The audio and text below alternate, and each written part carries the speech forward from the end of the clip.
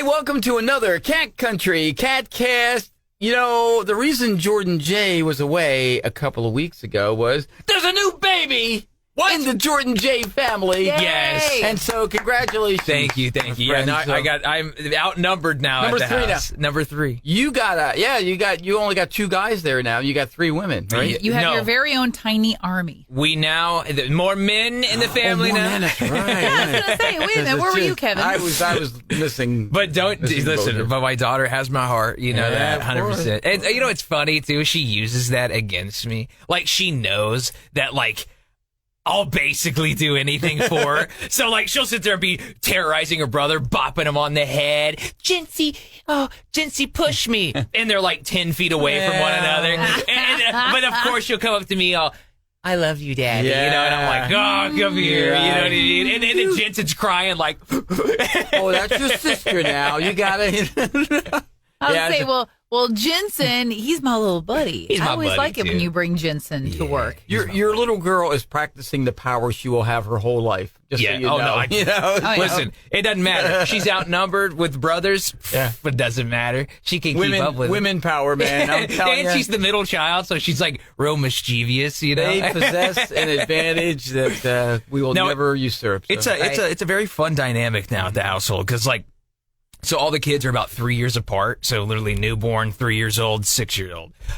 So yeah, as you can tell, it's a very busy household.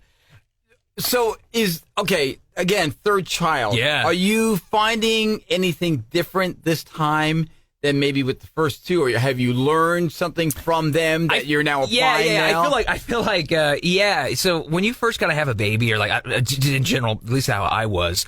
I didn't want to hold a baby. I'm like, they're too tiny, they're too fragile. I feel like I'm going to break them. You know what I mean? I know. I know Yeah. many friends have had babies, and they're like, oh, here, hold it. And I'm like, That's right. I know. I was always very uncomfortable holding Yeah. kids. I always hated to do I it. love her from afar. Yeah, exactly. I love them from afar until they're about 6 months old. Yeah. They're a little sturdy. Like my nieces and nephews, like I got like I almost had like anxiety to hold them. I was like I'm like I don't want to, you know, but I did just to be Right. like, well, of course. But Yeah. I know they're tougher than they look, are. but yeah, they just seem so having fragile. kids makes you realize how resilient they are. My It's youngest insane. grandson is like 18 months now, but I'm telling you, he was like barely a year old. He was wrestling his 2 older brothers on Yeah. the floor. So it doesn't take long for them to stand up for themselves. Yeah. No, it's they're very active kids too. Let me tell you, they wake up in the morning, like even during like the weekends, they'll be like, they wake up, I don't know why, just crack, light shines through their curtain, Right. and they go, it's time to be awake, and we're like, it's 5:15, you know, Crack we're like, of daylight. go to bed. But having a newborn baby is you know it's. He sleeps a lot, man. Babies sleep like 19 hours a day. So like, I know I want to give you like all these stories of like, you know, oh man, it's real hard to watch a newborn, but like, they just sleep and eat. It's That's true. all they You're do. actually, I mean, I know some might beg to differ. I think you're actually at the easy stage right now. Here's the Because- yeah. as soon as they're mobile is when it gets hard. As soon as they can Right. crawl, as soon as Right. they get into things, you're in trouble. Right. Right. Well, Crawling begins it, you know? Yeah. so for it's sure. funny that you say, you know, he sleeps for 19 hours because, I mean, yes, I don't have kids. I've got dogs. But I remember, I think we were talking with your daughter, like that. We're talking about your daughter. And you're like, oh, you know, she sleeps so much when she was first born. Yeah. And then I got Magnus, and I had seen on his puppy blog that puppies sleep anywhere from 19 to like 21 hours a day. Man. Not that one. No. He would just go. He was the and exception. Go and go. See- and it was insane. And so, yeah, I always find it funny when people are like, oh, yeah, my newborn, whatever it is, sleeps so much. Yeah. Because I'm like, that was not my I know, experience. and that's the thing is like, you know, I feel like I'm putting my mouth in my foot because, you know, I'm going to say Your this. mouth and in your foot, your foot in your in my mouth. mouth in my foot, Mouth foot in and my foot mouth. is really going to hurt. What's you. the are, saying? you dad. Yeah, I was going to say, listen, that being said, my other kids keep me awake. No, they've got to be thrilled, though. Oh, yeah. You know, I mean, just to have a little Definitely. brother like that. Yeah, well, And, you know, your oldest one, he is going to be, My he's going to be oldest- his protector. Yeah. He's already his sister's protector. Oh, yeah. Even though they fight like cats and dogs. they wanted to hold him so bad immediately. They're like, can we hold him, please? Like all the time wanting to. It's like, you know, siblings are like, yeah, he's a little turd, but he's my little girl. Exactly. Yeah. They stand up for one another. That's yeah, right. It's true. No, it's super cute, and you know, it's we each like birthing experience too. We have like a story for each kid, but I'll give you since our youngest is the newest. I'll give you that experience that I just had recently. So we get there. None of our kids happened naturally. We had to be induced like every single time. So we didn't know this experience of, the water broke, run, it's happening. Oh, yeah. It wasn't like that. It always happened in the hospital for You us. went right up to the end, man. Does say your wife always provided a very comfortable environment. The children did not want to leave. All three of my kids were late. All three of my kids went to induction day, which is about either a week to 2 weeks after their due date. Right. So, yeah, that's just how we had babies. Like, no baby came naturally, surprise, here they are. It was very scheduled. It was very, all right, well, we're going to start induction now. You know, that's just how we had kids, you know? Yeah. Well, as you know, all three of our kids were adopted. They were 6, 8, and 10 years old. So we didn't get to do any of the baby stuff or first steps so we got to live it for the first time with our grandchildren. Grandkids, yeah. And I'll tell you, the oldest one, he's 6.5 years. He's going to be 7 at the end of January. He was 10 pounds, 2 ounces. And my daughter was C-sectioned, okay? They went in to get him. He actually crawled back up the tube like, I'm not coming out. They had to go get him. You're being evacuated, young man. You're being evicted, rather. You know, it's time to leave the building. He wasn't ready to come out yet. So. What's that scene on Planes, Trains, and Automobiles? He's like, my wife gave birth, came out sideways. She didn't scream or nothing. You know, that's the thing, too. Like, so epidurals are like a gift from God. Yeah. Because but it wasn't working. No. So here's the story with that. So, yeah, my wife, she didn't have the medication long enough. We went into labor very quickly. So it's like we got the epidural. She had it for like 30 minutes, and it takes like 45 minutes to set in. So like she basically had a natural birth because it just didn't. It happened too quick. It happened Hats so off to fast. her. Have you seen that commercial? I forget what it is for something, but the guy. Oh no, I know what it was. It's for one of the new TV shows, St. Dennis on NBC. Oh yeah, and you see the guy laying there on the operating table, and they go, "Okay, I believe he's under."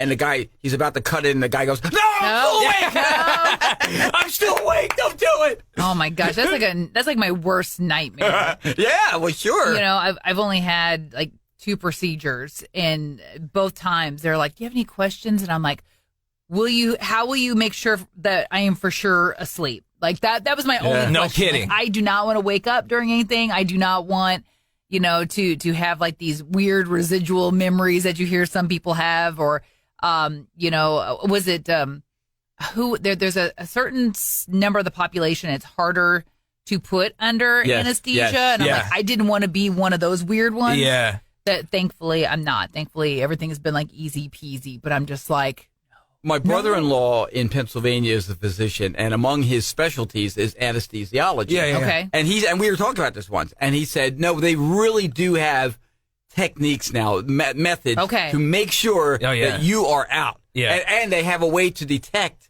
if, and I don't know what they are, because, again, that's way above my pay. I was going to say, is it just like a good old nose boop? No, it's something better. Something like that. But he says you just pass they out. can tell if you're suddenly sensing or feeling something, and they'll take whatever steps it is to make sure you go back under. So, oh my God, we need to talk to him. I have all kinds of medical questions. I'm feeling this. You know, yeah. Well, trust me, you can't move. That's the other fear. You're paralyzed when you're like that. What if I could feel something, but I can't say anything? Right. I mean, that's awful. We got really off the rails on this KATcast. Well, you know, funny enough, that's actually kind of what an epidural does, right? It numbs your body. Yeah. That's what it does. So it's just like, oh, you have pain? Well, let's just not have you feel anything. But like, you know, the whole procedure, like, it's funny because anyone that doesn't like needles, like, thank God that when the woman gets an epidural, she faces away because like they have to get like in the back and all that in the spine.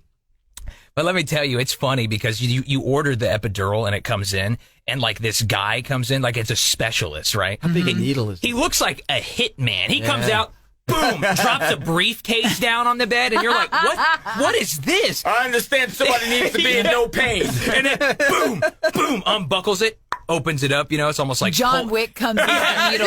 I know. It's almost like Pulp Fiction, the glow of the case. You're like, what is it? Pulls out a short sword and stabs it in my wife's back. I'm like, oh! She's going to love this. Don't worry. Oh, my gosh, yeah. No, the 2 needle's minutes big. from now, she's going to be thanking you, okay? No, and she did. I gave her, like I said, she only had like 30 minutes of epidural. You can give like an extra dose of it, but it's like on a timer. So it's like a 15, 20-minute timer. Yeah. And you only can have so much. They won't let you like give yourself too much medication, so you can't overdose anything. You can't be over-medicated. Yeah, it's like connected to this device, and you hit a button, it gives you an extra dose of it, and then it goes on a countdown for 20 minutes. So I gave her like an extra dose, and I was babe, she's screaming at me, I'm like, if you can wait 3 more minutes, I can give you 1 more extra dose, and you might need it. I can see during those 3 minutes her looking at you going, you did this to me! I blame you! I knew she felt everything the moment she grabbed my hand, because again, third child, right? We've done this twice. You still have the marks on your hand. Yeah, where all of a sudden I was like, she was mangling my hand, and she goes, I can feel it. I was like, woo, well, bite your lip, buddy, baby. Bite your lip. I was like, bite your lip. Here you go. I was like, wait a minute. I hope you called her baby and not butt. I said, babe. I said, babe. Hashtag things not to say in the delivery room. Bite your lip, buddy. No. I said, bite your lip, babe. Here we go. Got him out in like 4 pushes. Amazing woman. Wow. I heard the compare, and again, ladies, this is why God made you the way He did, and not us. Okay, because I've heard it described. What would it feel like? How would you compare for a man giving birth? The best description I ever heard was trying to pass a bowling ball through a straw. That's okay. So. We complain too much about colds. Can you imagine if we were the ones that had kids? No. Absolutely It'd be not. miserable. Wowza. Absolutely not. Oh. So, fortunately, I mean, it's all good. Everybody's healthy. Everyone's healthy. Everyone's great. Everyone's happy. Just a little bit more tired around the house because, again, 3 kids, it seems like they stagger awake. That's the thing, right? Our youngest sleeps very well, but like when he does get up and we get him back to bed, then one of our others had a nightmare and we get them back to bed, or someone needs to go potty, and then before you know, you're like, I've been awake for 4 hours, man. I just want to go back to bed. Now, what date was the little one born? Born on the 6th of November. So we're just about at the taping of this thing, just almost a month. Yeah, just about a month. He's still in the sleeping a lot stage. Oh, yeah, 100%. Yeah. Good. Okay, so my next question is, when are you going to bring him to work? I got to do that, don't I? When are you going to have another babysitter issue or somebody's sick and you have to bring him to work because, not going to lie, I live for those days. He's going to go to his wife and go, okay, hey, hon, Aaron just asked us. Yeah. She's like, yes. That's like here's the thing. I love my kids love to come to work with me, and it's fun. It's fun experience for them. For me, it's not. And here's why. Is because I have to watch them. It's fun for Kevin and I. We were talking about that at the end of the show this morning. We said, Jordan's always like, oh, I don't want to bring so much trouble. I go, no, go to the trouble. Bring him. We have a blast with him, with them. Come and it's like, whoa. I'll be sitting there doing something, and of course, the middle child. We're throwing the ball around. And middle child's with the computer sitting there trying to yank cords out, and I'm like, baby, don't be doing that. Hey, Dad, I've hacked North Korea. Look. She goes, oh, you needed that? Oh, sorry. Are you in the middle of a commercial? Boop, computer's off now. Dad, what's your Wi-Fi password here? I know. Meanwhile, I was in here doing some voice work, and then here came your oldest. He comes up and plops a T-Rex, on the on the counter, and I'm like, "Oh, are we playing now?" But, okay, let's play. And we had the best time. You've seen the meme of no matter how gangsta you are, if a child hands you a play phone, you pretend to talk on it. That's right. Yes, there's a rule. That's right, exactly. But it's just lots of kids in my life. So everybody has kid stories. I mean, if you have kids, if you babysit kids, if you have friends who have kids. Whatever. Mm-hmm. Share a kid story with us. All right. Yeah. We'd love to. You don't have to use names or anything. It's okay. But share a kid story with us. KATcountry@mailzimmer.com. We'd love to hear your cat stories. Absolutely. Your kid stories. Or your cat kid stories. Or your cat stories. Hey, or your dog stories. Or your furry kid stories. Because all of my stories with, what my dogs did. That's right. Yeah. So, exactly. KATcountry@mailzimmer.com. Let us know. Or if there's ever anything that you want us to talk about on the KATcast. Hey, we're always looking for ideas. And Jordan, congratulations. Thanks, man. appreciate it. Pretty cool. That is another Cat Country KATcast.